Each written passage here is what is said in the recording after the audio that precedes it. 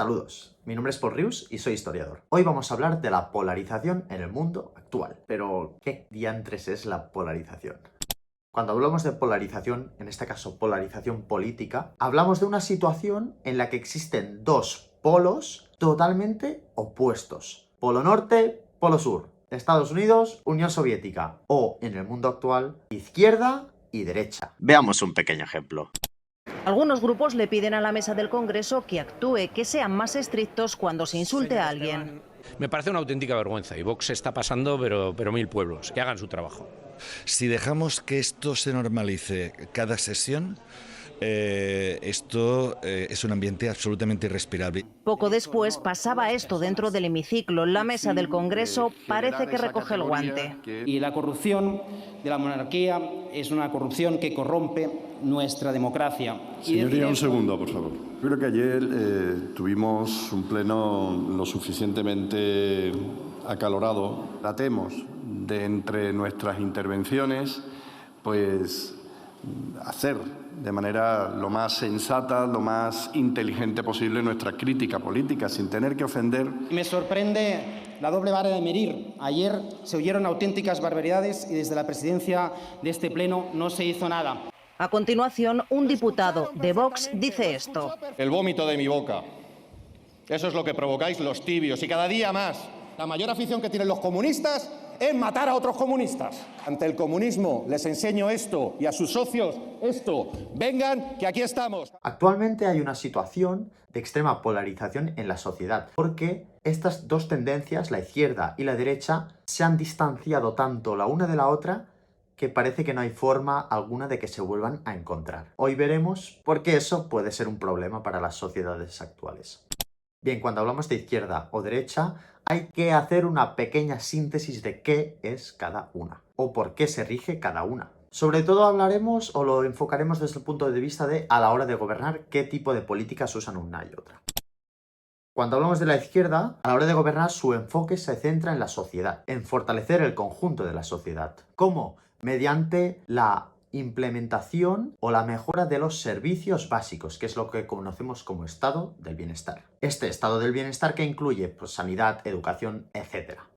Como la izquierda en este caso busca fortalecer la sociedad, normalmente recibirán el nombre de socialistas. Los partidos socialistas lo que buscan es que el Estado provee estos servicios típicos del estado del bienestar a los habitantes de un país. Pero como estos no se pagan mágicamente ni salen de la nada, se sustentan en los impuestos. Estos tipos de gobiernos suelen beneficiar más a los trabajadores. Y por otra parte, totalmente opuesta, está la derecha. La derecha política se centra en el individuo, en la iniciativa privada. Los gobiernos de derechas buscan favorecer la economía de las empresas, para que sean estas las que generen la riqueza del país. Los partidos de derechas suelen llamarse liberales, porque el Estado interviene lo mínimo posible y recortar gastos del Estado en cuanto al estado del bienestar. Pero realmente hay más formas de ver estos dos ejes. Por ejemplo, en términos económicos, la izquierda busca el intervencionismo del Estado en la economía. Quiere decir que el Estado tenga que intervenir en la economía. Mientras que la derecha opta por el libre mercado. Es decir, que la economía se regule por la ley de la oferta y la demanda y que el Estado no intervenga en este proceso. Pero, por ejemplo, si hablamos en términos culturales, la izquierda es más progresista, a favor de la liberación sexual, de la diversidad cultural y de las transformaciones sociales, mientras que la derecha es más conservadora, partidaria del esquema de la familia tradicional, de la religión, etc. ¿Para qué os estoy contando todo este rollo? Para mostraros que esta dualidad política entre izquierda o derecha se extiende por casi todo el mundo. En Francia, los republicanos y los socialistas. En Bélgica, los liberales y los socialistas. En España, los populares del PP y los socialistas del PSOE. Pero en Brasil también existe, por ejemplo, Bolsonaro y Lula. O en Chile, por ejemplo, José Antonio Cast y Gabriel Boric. Y bien, ¿cuál es el riesgo de esta polarización para la sociedad? Pues el riesgo es que esta polarización rompa con la convivencia e inicia un conflicto armado en forma de guerra civil. Porque nos estamos encontrando que estas dos posturas de izquierda y derecha se están cada vez alejando más. Y eso es un peligro. Aquí tenéis, por ejemplo, un mapa de una web que se llama Conflict Forecast, que lo que ilustra es en qué países hay más riesgo de iniciarse una guerra civil. La información por la que se rige pues, se obtiene mediante el análisis de publicaciones de carácter académico y de millones de artículos en periódicos de todo el mundo para ofrecer pronósticos del riesgo de conflicto armado. ¿Y bien, cuáles son los países con más riesgo de guerra civil? Pues el primero de ellos es, como podéis ver, México, seguido de Turquía, Bulgaria, Siria, Irak, Irán, Armenia, Azerbaiyán, Yemen, Libia, Etiopía. Y se da el caso de que muchos de estos países esta web la ha clavado y ya hay conflictos armados. Pero también es interesante ver, por ejemplo, el riesgo que hay en Francia, en Alemania o en Colombia. Francia, por ejemplo, aquí podéis ver que esto no es una broma. Y en Alemania la clavan. Justo ahora se ha dado un golpe de Estado, o se ha intentado dar un golpe de Estado, que ilustra un poco esta tendencia. Dicho esto, ¿qué factores o actores o instrumentos están contribuyendo a este incremento de la polarización? Pues vamos a echar un vistazo. Uno de los más importantes serían los medios de comunicación y las redes sociales. Mirad, hoy en día muchísima gente se informa a través de Twitter o de los diarios que más le gustan. Y eso ya es un indicador, es decir, si yo soy de un tipo de ideología, pongamos de izquierdas, normalmente voy a tender a informarme mediante diarios con esta orientación política. Pero miremoslo de otra forma. Mira, poneros en el papel que ahora somos periodistas y somos directores de un diario, que lo llamaremos Diario Inmovilista Conservador de Andorra. De izquierdas, ¿verdad? No. Entonces, al ser de derechas o tener este tipo de orientación política, sus lectores son también de derechas. Por lo tanto, este diario no se puede permitir el lujo de criticar a la derecha. ¿Por qué? Porque significaría perder visitas, significaría perder lectores y significaría perder dinero. Por lo tanto, se dedicarán básicamente a criticar las políticas o las posturas de la izquierda. Por lo que hemos dicho, porque si no, perderían clientes. Y claro, esto aumenta progresivamente la polarización. Que no se puede permitir el lujo de criticar a la derecha, sino que tiene que nutrirse de criticar a la izquierda. Y en este sentido se mezcla también un concepto del periodismo, que es el info-entertainment, es decir, información más entretenimiento. Bien, esta forma de periodismo sensacionalista, que quiere transmitir sensaciones y emociones y a la vez informar, se basa en representar la realidad de una forma espectacular para que tenga gancho y para que capte audiencia.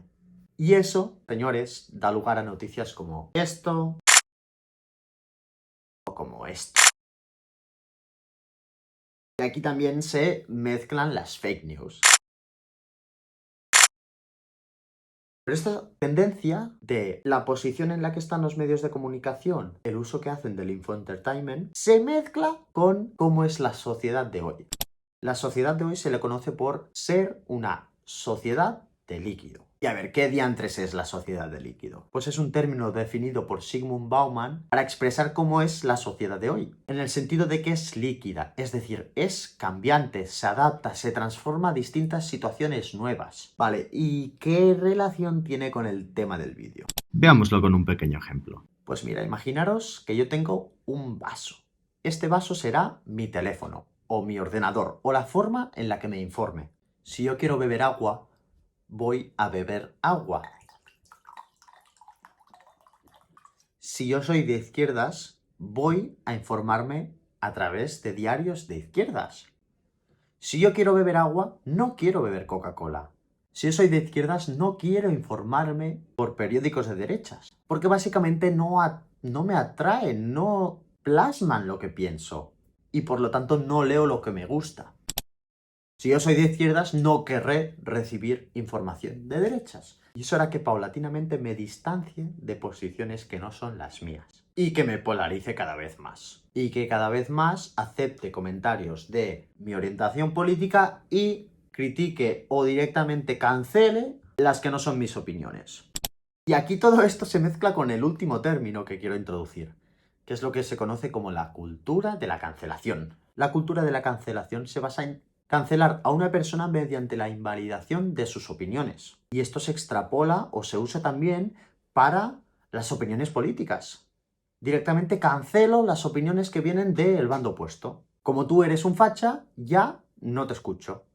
O como tú eres un rojo, ya no te escucho. Y cada vez más se va ampliando la brecha. Por lo tanto, esta cultura de la cancelación acaba por dar la espalda a opiniones que no son las mías o cuyas ideas no me gustan. Y esto es un peligro porque tiende al pensamiento único y por lo tanto también contribuye a aumentar la incapacidad para apreciar el pensamiento ajeno. Y claro, el mayor peligro de esto es que en el mundo se establezca que está bien pensar y que no. Y el que se salga de estos límites, venga, cancelado. Claro, es que ese es el problema. Si cancelamos la opinión de alguien que no piensa como yo, vamos a acabar por creernos que la verdad y el mundo se rige por lo que pienso. Por lo tanto, esta cultura de la cancelación en la práctica son mecanismos de dominación. Y es lo que digo, que toda esta tesitura, toda esta conjuntura de medios de comunicación, de cómo es la sociedad de hoy, ha contribuido a este aumento de la polarización. Y parece que hoy en día eres de izquierdas o eres de derechas. Y yo, como tengo un tipo de orientación política, no estoy dispuesto a aceptar ideas que vienen de la otra parte. Pero a ver una cosa, pues si la clave está en entender que todas las versiones son legítimas, que nadie tiene la verdad absoluta. No hay o buenos o malos. Cada uno tiene su punto de vista porque cada uno tiene su propia experiencia, porque cada uno ha vivido ciertas cosas de una forma o de otra, pero la clave está en aceptar que la versión del otro, aunque sea de derechas o aunque sea de izquierdas, pues también es tan legítima como la mía. Porque nadie tiene la verdad absoluta. Si empezamos a cancelar opiniones que no son las mías, vamos a acabar más divididos que Alemania después de la Segunda Guerra Mundial. O que España. Pero la clave está en eso, en entender que todas las versiones son legítimas. Que yo, no por tener cierta orientación política, ya tengo la verdad absoluta y ya soy el bueno de la película. Cada uno tiene su punto de vista y hay que aprender a respetar eso. Sobre todo si se es demócrata. Si me dices, no, es que yo no soy demócrata, no creo en la democracia, bueno, pues tira para adelante con tu polarización. Pero los que creemos en que la clave para la sociedad es la convivencia, es el entenderse y es el, entre una posición y la otra, encontrar el punto medio, no podemos contribuir a seguir dividiéndonos. Por lo tanto, date cuenta que es importante, ahora más que nunca, aprender a estar en el centro, no en los extremos. ¡Adiós!